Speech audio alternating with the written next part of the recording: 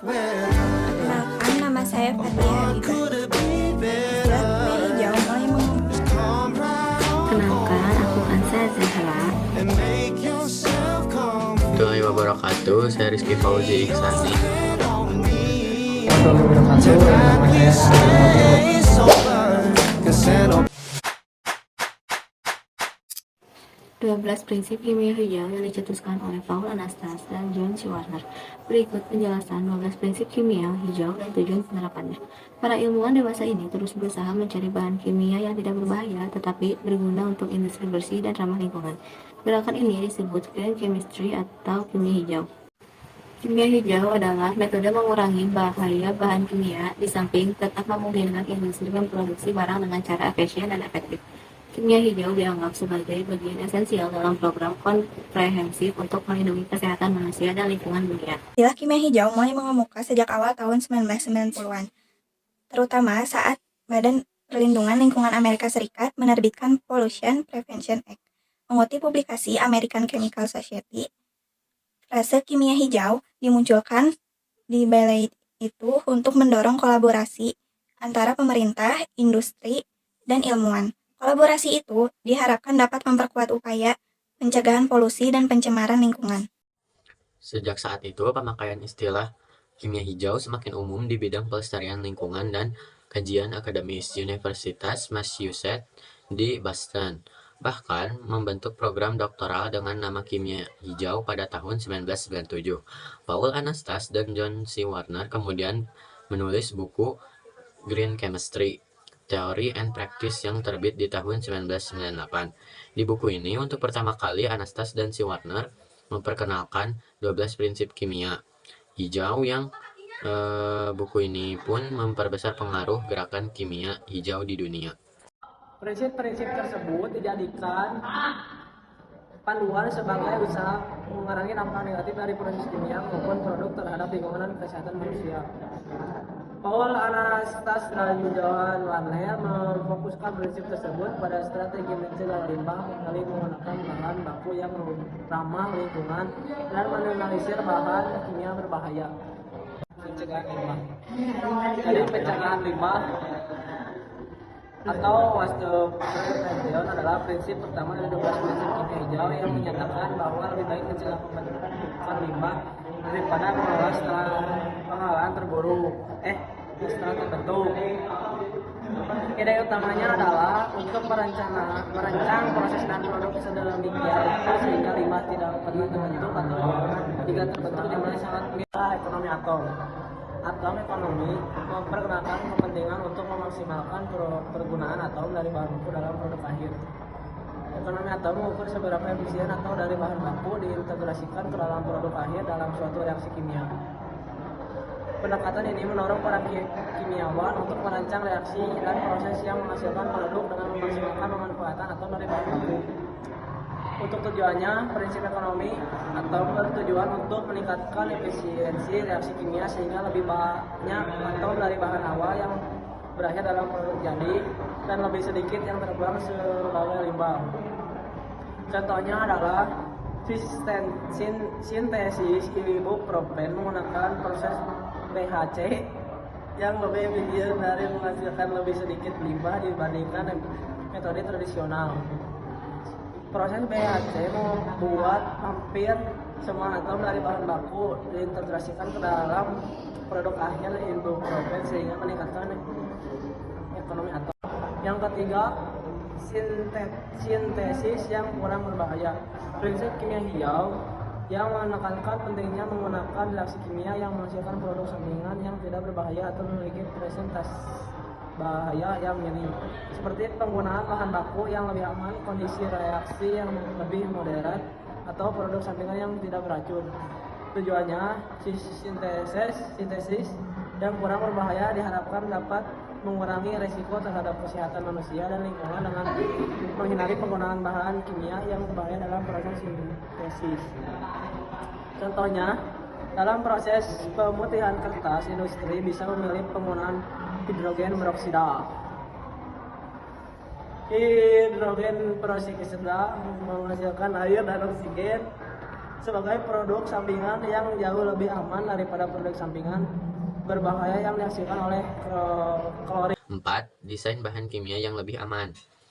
Dalam menerapkan prinsip ini, para ilmuwan dan insinyur kimia mempertimbangkan sifat toksikologi bahan kimia sejak tahap desain, termasuk memilih struktur molekul yang cenderung kurang berbahaya dan menghindari komponen yang diketahui beracun atau berbahaya.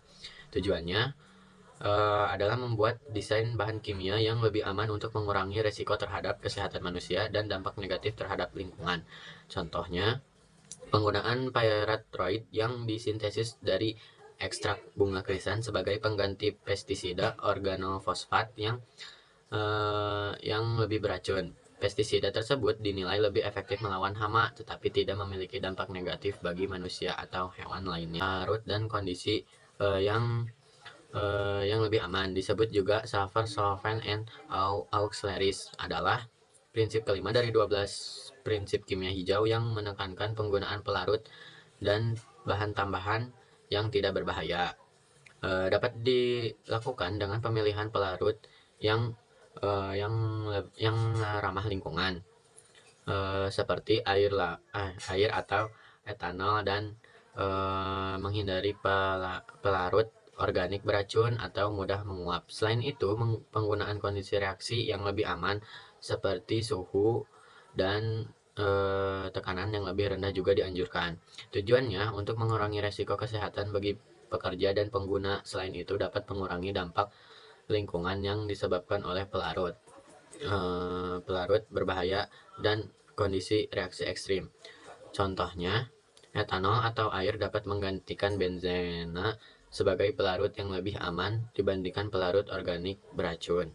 Keenam, efisiensi energi menekankan pentingnya merancang proses kimia yang meminimalkan pengguna energi.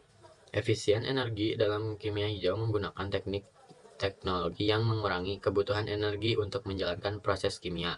Tujuannya untuk mengurangi konsumsi energi yang diperlukan dalam proses kimia, menghemat biaya energi, serta mengurangi dampak lingkungan yang terkait dengan penggunaan energi.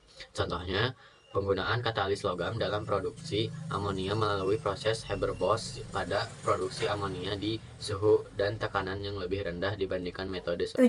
Penggunaan bahan baku yang dapat diperbarui. Prinsip kimia hijau yang ketujuh membuat panduan untuk pentingnya penggunaan bahan baku yang berasal dari sumber daya yang dapat diperbaharui secara alami dan berkelanjutan. Tujuannya, mengurangi ketergantungan terhadap sumber daya alam yang tidak sulit diperbaharui seperti gas alam dan minyak bumi, untuk membantu mengurangi dampak lingkungan dari penambangan. Contohnya, memenuhi kebutuhan bahan bakar fosil, dengan menggantinya menggunakan bioetanol yang dihasilkan dari fermentasi bahan nabati. 8. Pengurangan penggunaan derivatif.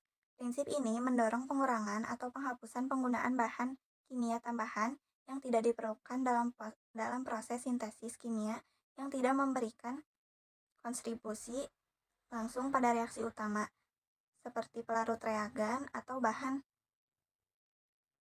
tambahan lainnya. Tujuannya, pengurangan atau penghilangan bahan kimia tambahan yang tidak diperlukan untuk meminimalisir risiko kesehatan dan keselamatan, sekaligus mengurangi jumlah limbah kimia yang dihasilkan. Contohnya seperti menggunakan sintetis langsung dari asam asetat dan anhidra asetat menjadi aspirin tanpa memerlukan pelarut atau bahan tambah. 9. Katalis dan reaksi yang lebih efisien.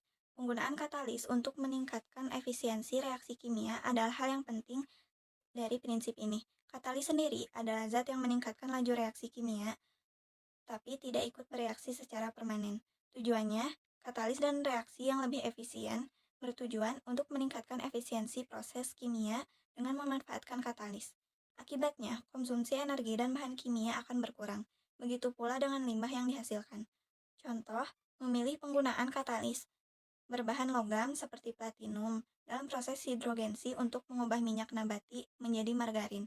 Katalis ini mempercepat proses hidrogensi tanpa mengubah dirinya sendiri dan memungkinkannya proses dilakukan pada suhu dan tekanan yang lebih rendah. 10. Desain untuk degradabilitas atau disebut juga dengan design for degradation, merancang bahan kimia ataupun produk agar mudah terurai dan terdegradasi setelah digunakan. Tujuannya pengurangan dampak lingkungan dari bahan kimia dengan memastikan bahwa bahan tersebut dapat terurai secara efektif merupakan tujuan dari prinsip kimia hijau. Tujuan tersebut juga membantu mengurangi pencemaran lingkungan dan mempromosikan keberlanjutan dengan mengurangi akumulasi bahan kimia yang tidak dapat terurai. Contohnya, mengembangkan plastik biodegradable yang dapat terurai menjadi komponen yang tidak berbahaya setelah dibuang, seperti plastik berbasis pati yang terurai menjadi karbon dioksida dan air. 11. Kimia yang lebih aman untuk manusia dan lingkungan. Prinsip ini berfokus pada pengurangan risiko kecelakaan dan paparan berbahaya dengan memilih bahan dan metode yang secara intrinsik lebih aman. Proses kimia dirancang untuk mengurangi potensi bahaya seperti reaksi dan tidak stabil atau bahan kimia sangat beracun. Tujuannya dari prinsip ini adalah untuk mengurangi kemungkinan terjadinya kecelakaan dan paparan berbahaya dengan merancang proses kimia dan bahan kimia yang lebih aman dari awal. Contohnya, alternatif lain seperti propilen glikol yang tidak beracun dan memiliki risiko yang lebih rendah dalam hal kebocoran atau tumpahan bisa dipilih untuk melakukan proses pendinginan. 12. Prinsip kimia hijau dalam pendidikan dan publikasi. Prinsip kimia hijau yang terakhir berfokus pada pentingnya mendidik dan menginformasikan masyarakat serta para profesional mengenai prinsip-prinsip kimia hijau. Prinsip ini mendorong integrasi konsep kimia hijau dalam kurikulum pendidikan dan berbagai pengetahuan tentang praktik dan teknologi yang ramah lingkungan. Tujuannya adalah untuk menyebarluaskan pengetahuan tentang kimia hijau dan mendidik berbagai pemangku kepentingan tentang cara-cara untuk menerapkan prinsip-prinsip kimia hijau dalam praktik sehari-hari. Contohnya, mulai mengintegrasikan prinsip-prinsip kimia hijau dalam kurikulum pendidikan di tingkat sekolah menengah dan perguruan tinggi untuk membekali siswa dengan pemahaman tentang pentingnya praktik kimia yang ramah lingkungan. Selain itu, bisa dengan menerbitkan jurnal, artikel, dan buku yang membahas teknologi dan metode kimia hijau untuk berbagai pengetahuan